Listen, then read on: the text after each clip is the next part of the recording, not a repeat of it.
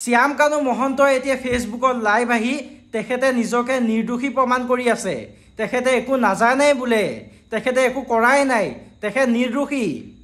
এইটো ৰচনা তেখেতক বনাবলৈ এসপ্তাহৰ সময় লাগিল। 7 দিনৰ পিছত তেখেতে ফেচবুকত লাইভ আহি নিজকে নিৰ্দোষী প্ৰমাণ কৰি আছে। তেখেতে ভাবিছে অসমবাসী ৰাইজে সহজে বিশ্বাস কৰি ল'ব। তেখেতে যেনেদৰে ভাবিছে আমাৰ অসমবাসী ৰাইজ পাগল নহয়, মূৰ্খ নহয়। তেখেতে শাস্তি পাব লাগে। এতিয়ালৈকে ক'ত লুকাই আছে, ক'ৰ চুক ভেকুলী আমি চিনি নাপাওঁ। টানি আজৰি লৈ আনিব লাগে। কি কৰি আছে গম নাপাওঁ এখন চৰকাৰে। সোনকালে তেখেতক অসমত লাগে। আৰু তেখেতক বেলেগ নহয়, তেখেতক মৃত্যুদণ্ডই বিচাৰিছোঁ।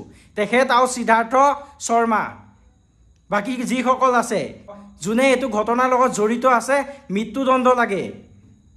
এইবিলাক মানুহ জীয়াই থাকি লাভ নাই। নাটক কৰিছে, সকলোৱে নাটক কৰি আছে এতিয়া, তাৰ বাহিৰে একো নাই।